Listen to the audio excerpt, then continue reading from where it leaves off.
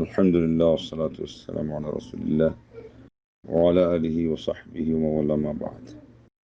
এখানে একটা হাদিসের কথা উল্লেখ করা হয়েছে, এটা অত্যন্ত প্রসিদ্ধ একটি গুজব, সেজন্য এটা বলা প্রয়োজন।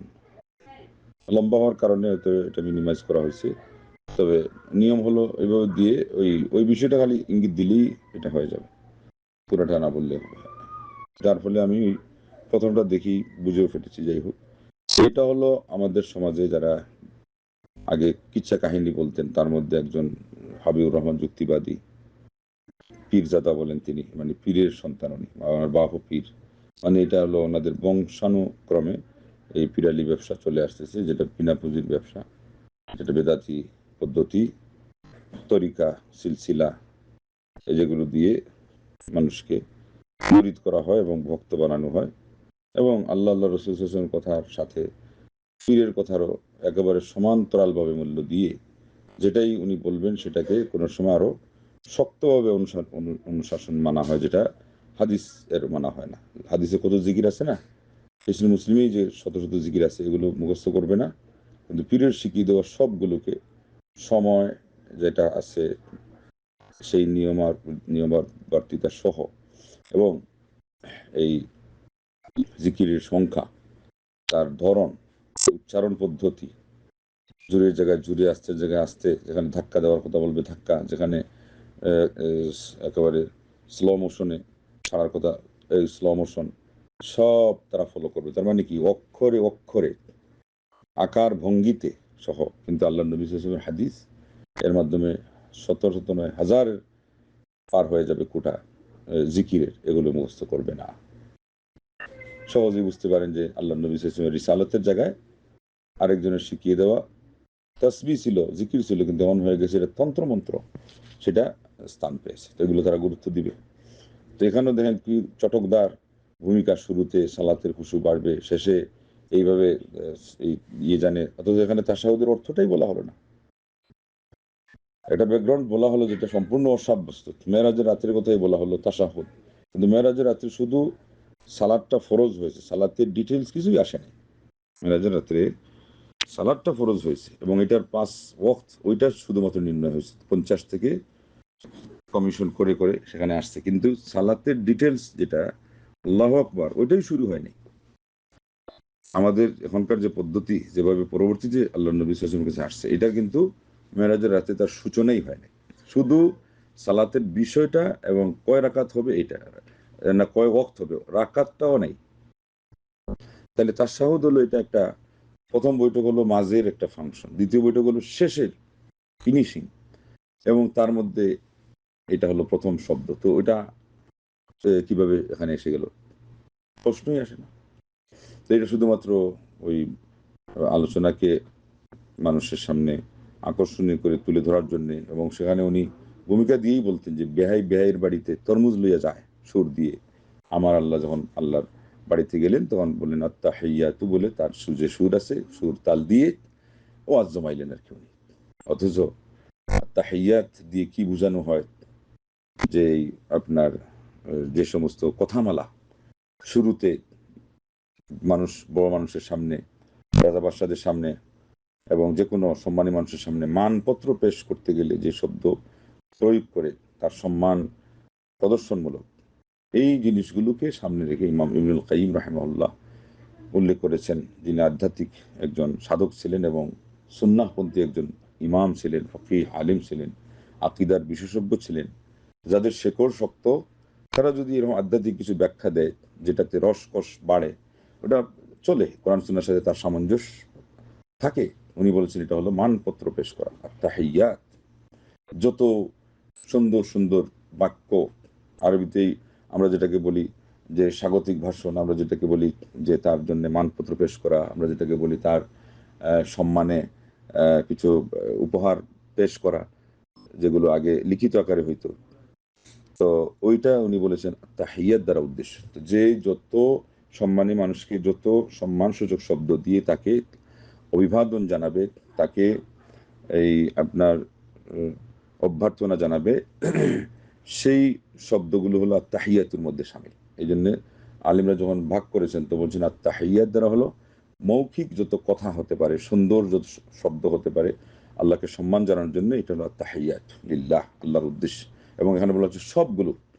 এবং ওই যে আলহামদুর মতো যে সকল প্রশংসা আল্লাহর, এবং এর অধীনে অন্যদের যে গুণের ভিত্তিতে তার প্রশংসা করা হয়, এটাও ঘুরে ফিরে আল্লাহর দিকে যায়। কেন? এটাও দাতা, এরও দাতা আল্লাহ। এইভাবে আত্মাহিয়াত, এখানে আলিফ লামের আর্টিকেল আছে, এটা দিয়ে বোঝানো হয়েছে যে সকল সম্মানের যত শব্দ, ওয়ার্ড না, বাক্য সহ, যত মানপত্র সহ, সারা পৃথিবীর মানুষ যত সম্মানী মানুষকে যা কিছু নিবেদন করে, অন্তর নিংড়ানো যত অভিব্যক্তি যা পেশ করে, যা উপহার হিসাবে দেয় তার সামনে, তাকে এগুলো খুশি হওয়ার জন্য বলে, এইসব আল্লাহর জন্য। আল্লাহ আকবার। এরপরে সালাওয়াত, এটা হলো শারীরিক কায়িক যত ইবাদত আছে এগুলো আল্লাহর।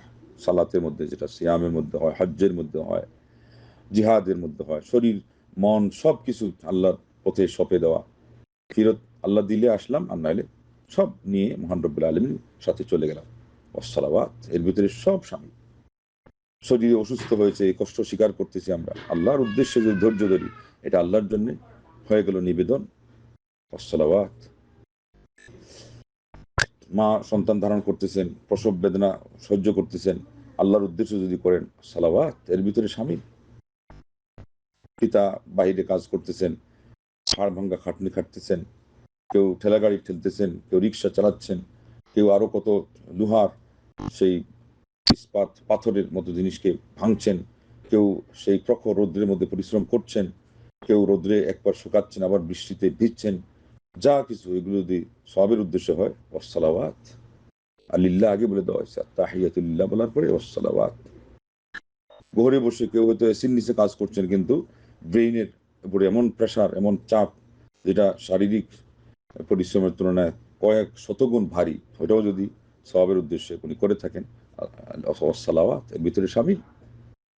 ওয়াত্তাইয়িবাত, এটা হলো টাকা পয়সা, অর্থ কড়ি হালাল ভাবে যেটা আল্লাহর জন্য ব্যয় করা হয়। এই যে তিনটা সেক্টর ভাগ করা আছে, আর প্রথমটাকে ইমাম ইবনে কাইয়িম রাহিমাহুল্লাহ যেভাবে উপস্থাপন করেছেন।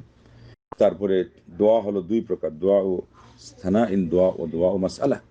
চাওয়ার দোয়া এবং প্রশংসার দোয়া।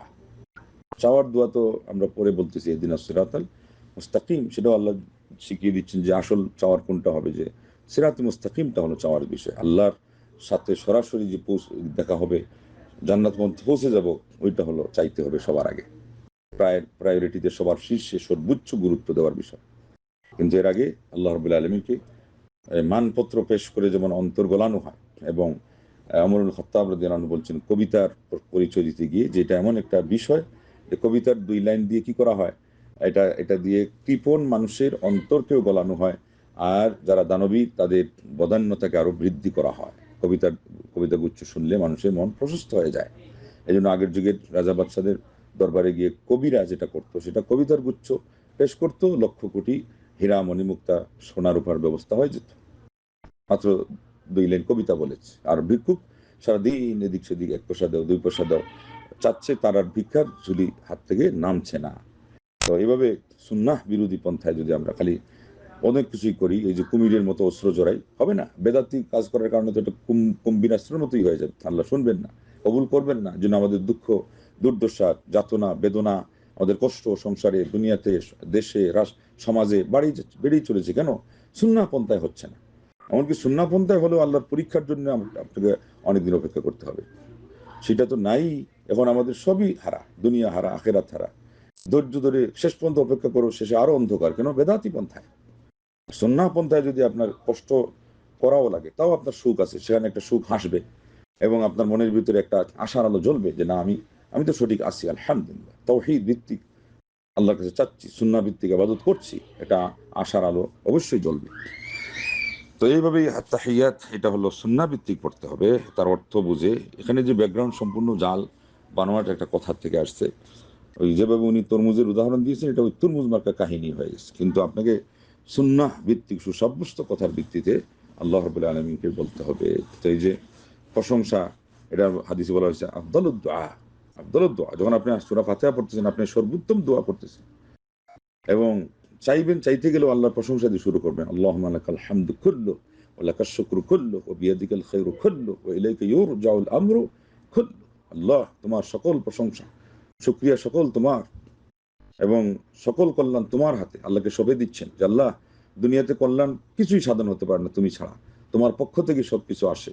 ওই যে সালাত শেষ করার পরেই কি আল্লাহুম্মা আনতাস সালাম, তিনি হলেন শান্তির আধার, ওয়া মিনকাস সালাম, শান্তি নির্গত হয় সেখান থেকে, কোত্থেকে? আল্লাহ থেকে। তাবারাকতা ইয়াদাল জালালি ওয়াল ইকরাম, বরকতময় তুমি, হে মহিমাময় আল্লাহ, হে গরিমাময় আল্লাহ। তো এই জন্যে মহান রব্বুল আলামিন থেকে আমরা যেটা শিক্ষা পেয়েছি, এর চেয়ে মহিমাপূর্ণ কথা আপনাকে কে দিবে? তিনি আপনাকে হামদ শিখিয়েছেন, তিনি দুরুদ শিখিয়েছেন নবী সাল্লাল্লাহু আলাইহি ওয়াসাল্লামের মাধ্যমে, এবং এর মধ্যেই রয়েছে সবকিছু, এর মধ্যে মাহাত্ম্য, এর মধ্যে আমাদের যত উৎসাহের বিষয়, এর মধ্যে আমাদের কল্যাণের সবকিছুর উৎস এবং সবকিছুর সর্বোচ্চটা। তো এইভাবে আপনি কথা সাজাবেন, কিন্তু বানোয়াট কথা দিয়ে হবে না। যাই হোক, তাশাহুদের আসল যেই কথাটা আমরা এখানে যেটা পাইছি, এটা হলো সম্পূর্ণ বানোয়াট কাহিনী, বেদাতীদের কাজ কারবার, এগুলো সুন্নাহপন্থীদের সাথে এর কোনো সম্পর্ক নেই। আল্লাহ পাক আমাদেরকে সঠিক জিনিস জেনে সঠিকভাবে আমল করার তৌফিক দান করুন, এবং এর মাধ্যমে দুনিয়া আখিরাতে আমাদেরকে কল্যাণ দান করুন। সালাত এটা হলো আল্লাহ এবং বান্দার মাঝখানে মিলন সেতু, যাতে দাঁড়ানোর সাথেই আপনার সম্পর্ক জড়ে যায় আল্লাহর সাথে। এবং তাশাহুদ কেন, এর আগেই সানা পড়তেই তো শুরু হয়ে গেল আল্লাহর সাথে বান্দার একেবারে গূঢ় সম্পর্ক এবং নিবিড় সেই আপনার সংলাপের সূচনা। এটাকে ওইভাবে, ওই অর্থ, ওই মর্ম, ওই ওই ধরনের চিন্তা নিয়ে, ওই ধরনের প্রস্তুতি নিয়ে আমরা শুরু করব। তার মাঝেও আরও দেখবেন যে আল্লাহর সাথে সম্পর্ক নিবিড় হচ্ছে, শেষে তো আসেই আছে। এই জন্য শেষ বৈঠকে বিভিন্ন ধরনের দোয়া, রকমারি দোয়া, আল্লাহ পাক এগুলোর মাধ্যমে আমাদেরকে আবার ইবাদত বন্দেগী করার সবচেয়ে গুরুত্বপূর্ণ সালাত, এটাকে এইভাবে আদায় করার তৌফিক দান করুন, আমিন। আলহামদুলিল্লাহ, ওয়াসসালাতু ওয়াসসালামু আলা রাসূলিল্লাহ। ঘুমের সময় আরো কোথায় যায়, আবার আসে কিভাবে, এটা ডিটেলস নেই, সংক্ষেপে কোরআনে বলা আছে যে আল্লাহ পাক তিনি এটাকে তার কাছে আটক রাখেন। এরপরে যার জীবন ফেরত দেওয়ার কথা তিনি তখন ফেরত দেন, মানে ঘুম থেকে ভাঙার সময়। এই যে আল্লাহ রাব্বুল আলামিন নেন, তারপরে মানুষ উঠতে না উঠতে ফেরত দেন, এটা দুনিয়ার কোনো হিসাবে মিলবে না। কোনো ক্যালকুলেটর দিয়েও এটা মাপ দেওয়া যাবে না, তার দ্রুত গতি কত, আলোর গতিতেও এটা পোষাবে না। এই জন্য এটাকে বলা হয় ইমান বিল গাইব। গাইব মানেই হলো যেমন বাহ্যত অদৃশ্য, ঠিক তদ্রূপ আমাদের বিবেক এবং দুনিয়ার যে হিসাব, অতীত, বর্তমান, ভবিষ্যৎ, এটা আগে, এটা পরে, এটা চোখে দেখতেছি, ইন্দ্রিয় দ্বারা আমরা আয়ত্ত করছি, ওটা করছি না, এর ঊর্ধ্বে যতটুকু বর্ণনা আসবে, ততটুকু বোঝার ব্যাখ্যায় যাওয়ার আগেই মানতে হবে। আমরা যখন শুইতে যাই তখন বলি আল্লাহ বিসমিকা আমুতু ওয়া আহইয়া, আল্লাহ আপনার নামে মারা যাচ্ছি এবং আপনার নামে আবার জীবিত হব। এটা আল্লাহ রাব্বুল আলামিন মরণ ধরেছেন, এটাকে ওইভাবে ধরতে হবে। এবং এটা রাত্রে নয়, দিনেও আমরা ঘুমাইতে গেলে ঘুম আসবেই না যতক্ষণ পর্যন্ত আমাদের নার্ভগুলো দুর্বল হয়ে গিয়ে আল্লাহ রাব্বুল আলামিন যেই কথা কোরআনে বর্ণনা দিয়েছেন যে আমাদের রূহটা তার কাছে নিয়ে নেন, এর আগ পর্যন্ত ঘুম আসবেই না। অতএব আল্লাহ রাব্বুল আলামিন যে অলৌকিকভাবে নিয়ে যান আবার দেন, এটা সম্পূর্ণ আল্লাহ রাব্বুল আলামিন উপরে, তার বিধানের উপরে, তার অস্বাভাবিক ক্ষমতা, অলৌকিক এবং সর্বভৌম সুপার পাওয়ার, যেটা ওইটার উপর ইমানের বিষয়, এটা অন্য কোনো বিষয় না। এই প্রশ্নটা তো করে আমি অনেক লম্বা উত্তর দিয়ে ডিলিট করা হলো, তাইলে এখন তার অত বেশি বলা যাবে না। সংক্ষেপে বলো, এটা অনেক ধূম্রজালের বিষয়, এটা আপনারা বুঝবেন না, এই ইস্যুতে আপনাদের কোনো দরকারই নেই। পুরুষদের এখানে ইনভলভ হওয়ার কোনো প্রসঙ্গ নেই, যতক্ষণ পর্যন্ত এটাকে ইসলামী কোনো লক্ষ্য উদ্দেশ্যের ভিত্তিতে না করা হবে এবং ইসলামী পদ্ধতি অনুযায়ী না করা হবে। এখানে কোনোটাই নেই, সুন্নতি পদ্ধতিও নেই, ইসলামের কোনো ইস্যুকে কেন্দ্র করেও করা হয় নাই। হয়ে গেছে, ঝড়ে বক মরছে, পীরের কেরামতি বাড়ছে। এখন যদি তারা কাজে লাগাইতো তাহলে হয়তো ওই আমার লিঙ্কে ঢুকলে দেখবেন ফেসবুক পেজের মধ্যে আজকে আমি প্রতিবাদ জানিয়েছি যে সুদি এজেন্ডা, নারীদেরকে বের করে নিয়ে আসা, এগুলোর জন্য উনি হলো এজেন্ট হিসেবে পাওয়া মানুষ। নোবেল তারা কাউকে এছাড়া দেয় না। আর আমাদের লোকজন খালি ক্রেডিট দেখতেছে আর বলতেছে ইউরোপে ওনার কি মূল্যায়ন আছে, কিন্তু কেন মূল্যায়নটা ওটা আর দেখতেছে না। এই জন্য এটার সাথে আপনাদের কোনো সম্পর্কই নেই। যারা ইসলাম শিখতে চাচ্ছেন, ইসলামকে প্র্যাকটিস করতে চাচ্ছেন, আপনারা এগুলো থেকে বহু দূরে থাকবেন। ছেলেগুলোর যে রক্ত গেল, এগুলোর দায়ভার সবাইকে নিতে হবে যারা এটা প্রমোট করেছে। আর এরপরে যেটা হয়ে গেছে এটা কোনো বিশুদ্ধতার কারণ না। যারা বলছে যে বিপ্লব সফল হয়ে গেল, সফল তো কতটুকু হলো না হলো পরে বোঝা যাবে। এখন এটা একটু আগে শুনলেন যে তারা কার হাতে দিয়ে দিল শেষ পর্যন্ত। তাহলে দেখা যায় যে আনলো কার মুখ থেকে ছিনিয়ে এরপরে দিয়ে দিল। মানে বেশ থেকে বেশ বলা যায় যে ওই মুরগ কার মুখে থাকে, আরেকজনের হাত থেকে নিয়ে এরপরে মুরগকে দিয়ে দিল কার হাতে, আরো বড় মারাত্মক নেকড়ে বাঘের হাতে। আর যেটা হয়েছে এটা এসব বিশুদ্ধ হওয়ার কোনো দলিল না। তা না হলে হাসিনার দলিল সঠিক। সে বলছিল যে আমি যেহেতু রাষ্ট্রপতি হয়েছি বা প্রধানমন্ত্রী, এটা আল্লাহ দিয়েছেন, দলিল দিয়েছে ওই আয়াত দিয়ে। তাহলে কি কোনো কিছু হয়ে গেলে সঠিক হয় নাকি? অথচ আমাদের একদল এই যারা ইখওয়ানি মানহাজের এরা বলতেছে সফলতা এসে গেছে, তারপরে এটাই সঠিক হয়ে গেছে। যারা এগুলোতে মানে একমত হয় নাই, আজকে তাদেরকে চিহ্নিত করে বিচার করো। এরা ইসলামের মানে অনেক কিছু বোঝা সত্ত্বেও এখানে এসে তারা অন্ধ হওয়ার কারণে আল্লাহ পাক তাদেরকে কিছুই বুঝতে দিচ্ছেন না, খারিজি মানহাজ তাদের এখানে প্রতিফলিত হওয়ার কারণে। তো আপনারা এর থেকে যদি আপনাদের তো সম্পর্কই নেই, পুরুষদেরই ভুল পদ্ধতির সম্পর্ক নেই, মহিলাদের তো এটা নিয়ে প্রশ্নই আসতে পারে না।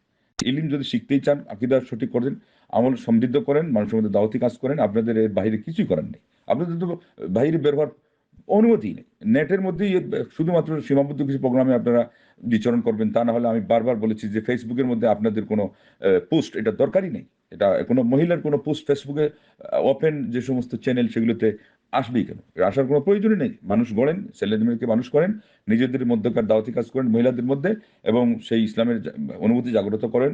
কত কাজ থেকে গেছে, লক্ষ লক্ষ কাজ, সেটা বাদ দিয়ে এই ফেসবুকের ওয়ালে এসে আপনাদের কমেন্ট দেওয়াটা এটা ঠিক না। আলহামদুলিল্লাহ, ওয়াসসালাতু ওয়াসসালামু আলা রাসূলিল্লাহ। এই যে নতুন বোন মুসলমান হয়েছেন, সর্বপ্রথম আমরা তাকে স্বাগতম জানাচ্ছি। তারপরে অন্যান্য যারা বোনরা রয়েছেন তারা তাকে সহযোগিতা করবেন বিভিন্নভাবে, তথ্য দিয়ে, ইসলামী যত গাইড এর ব্যবস্থাপনা আছে সেগুলো দিয়ে। আর আপাতত এখানে যেটা উনি প্রশ্ন করেছেন সেটার জন্য আমি বলবো যে এরা মাহরম না, আপন নানা আপন দাদা ছাড়া তার চাচাতো ভাই যারা, এরা মাহরম না, মানে এদের সাথে পর্দা করতে হবে। আর সূরা নিসার 23 নম্বর আয়াত, এটা আপনি অনুবাদ দেখে নিয়েন। এইভাবে এই প্রসঙ্গে বলতে চাচ্ছি যে ভালো অনুবাদ দারুস সালাম থেকে যেটা বের হয়েছে, অথবা সংক্ষিপ্ত তাফসির ওনাকে কীভাবে সংগ্রহ করতে পারেন আপনারা সহযোগিতা করবেন, অথবা যেগুলো নেটে পাওয়া যায় তার মধ্যে উল্লেখযোগ্য ভালো যেগুলো, সেগুলো তাকে আপনারা একটু সাজেস্ট করবেন নেওয়ার জন্যে। আর অন্যান্য যেগুলো আছে দোয়া জিকিরের বই, বিশেষ করে মাসালা মাসাইল, পবিত্রতার সাথে সম্পৃক্ত আর অন্যান্যগুলো পর্যায়ক্রমে আমি বলবো যে উনি শেখার জন্য চেষ্টা করবেন। আগে ছোটোর থেকে বড়, সহজ থেকে কঠিন, এটা হলো একটা সহজ নিয়ম। আকীদার থেকে শুরু করবেন, এটা হলো মূল বিষয়, কোনটা প্রথমে শুরু করবেন, তারপরে সালাত, এইভাবে জাকাত হয়ে সিয়াম, তারপরে হলো হজ। এই ধরনের পর্যায়ক্রম বজায় রেখে উনি শেখার চেষ্টা করবেন। আল্লাহ তার ইলমে আমলে বরকত দান করেন, আমরণ ইসলামের উপর অবিচল রাখেন, আমাদের সবাইকে আল্লাহ রাব্বুল আলামিন আল্লাহর দ্বীনের উপর অটল রাখেন।